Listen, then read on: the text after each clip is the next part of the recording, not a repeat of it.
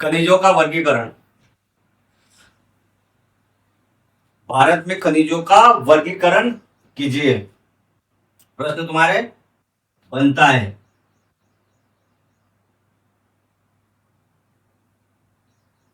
खनिजों का वर्गीकरण।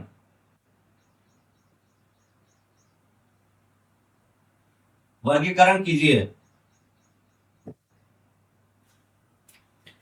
खनिजों का वर्गीकरण भारत में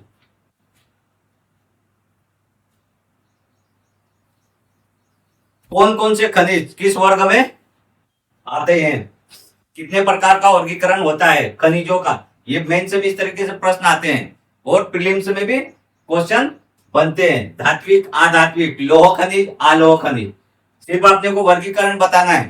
धात्विक खनिज कौन कौन से होते हैं? धात्विक धात्विक खनिज जिसमें विद्युत धारा प्रवाहित होती है। धात्विक खनिज में कौन कौन सा आता है? सबसे पहले लोहा या लौह, दूसरा मैग्नीज,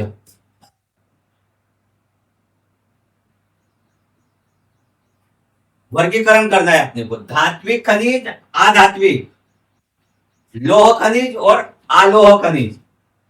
धात्विक का अर्थ होता है जिसमें विद्युत धारा प्रभावित होती है। अधात्विक खनिज वे होते हैं जिसमें विद्युत धारा प्रवाहित नहीं होती। अधात्विक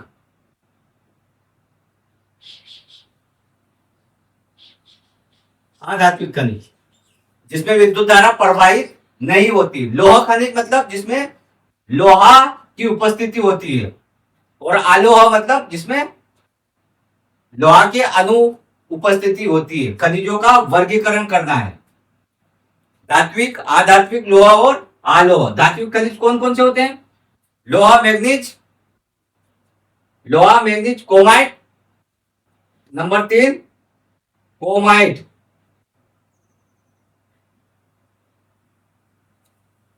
कोबाल्ट, नंबर 4 कोबाल्ट, और नंबर 5 आएगा टंगस्टन या वुल्फ्रेम।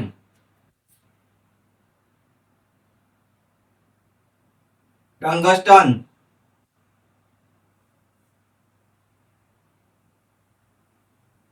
या वुल्फ्रेम, ये तुम्हारे धात्विक खनिज हो गए। खनिजों का वर्गीकरण, धात्विक खनिज, फिर अधात्विक जिसमें विद्युत धारा प्रवाहित नहीं होती। अभ्रक,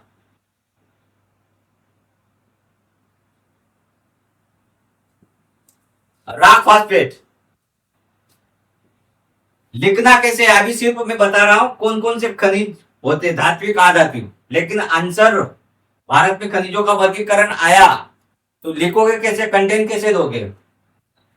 तो अभी सिर्फ देखो धात्विक खनिज कौन कौन से होते हैं। अधात्विक खनिज जिसमें विद्युत धारा प्रवाहित नहीं होती। अभ्रक, रॉक फॉस्फेट,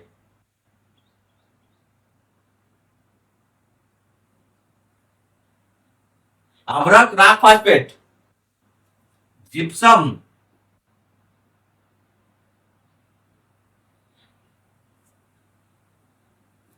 डोलामाइट और डोलामाइट और पाइटाइरस।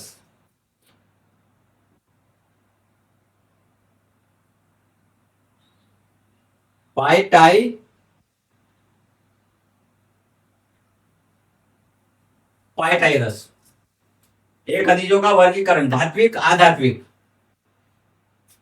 धात्विक में और बढ़ा देते हैं, नंबर 6 तांबा भी धात्विक होता है। तांबा, और 7 नंबर पे बॉक्साइट, बॉक्साइट। नंबर 8 तांबा बॉक्साइट, सीसा और जस्ता भी रहता है धात्विक। सीसा जस्ता। 9 नंबर सोना और चांदी, सोना चांदी। ये भी धात्विक होता है। और नंबर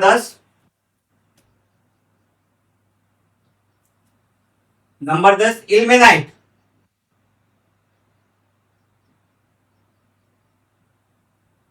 ये भी धात्विक होता है। अधात्विक अब्रक, रॉक फॉस्फेट, जिप्सम, डोलामाइट, पाइटाइरस और घिया पत्थर। इस पे भी आगे बढ़ाएंगे। नंबर 6 पे घिया पत्थर डाल देते हैं। घिया पत्थर भी अधात्विक होता है। घिया पत्थर अधात्विक। 7 नंबर पे डालेंगे अधात्विक में घिया पत्थर के बाद नमक। ये तुम नमक।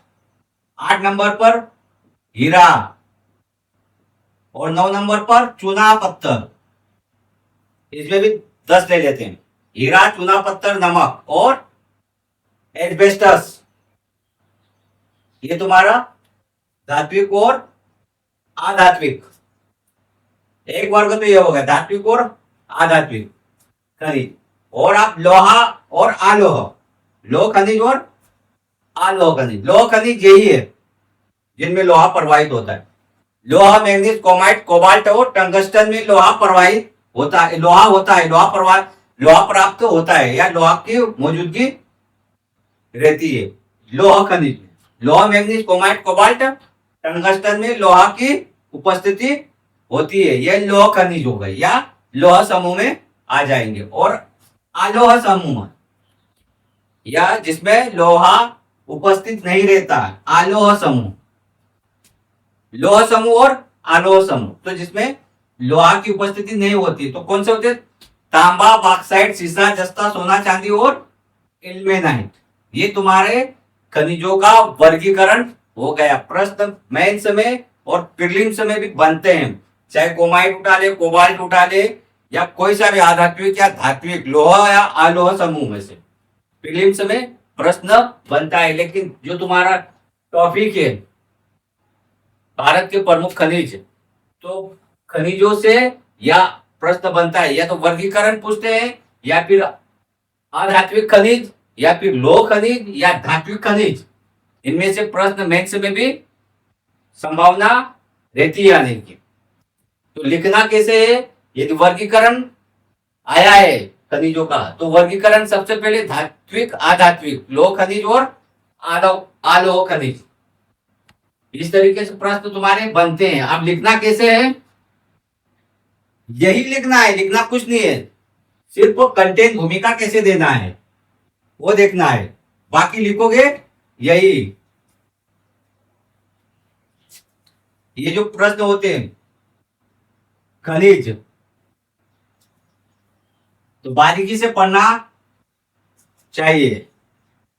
भारत में खनिजों का वर्णन कीजिए। धात्विक, अधात्विक, लोह खनिज, आलोह खनिज। इसकी टेबल बनाना है आपने। सबसे पहले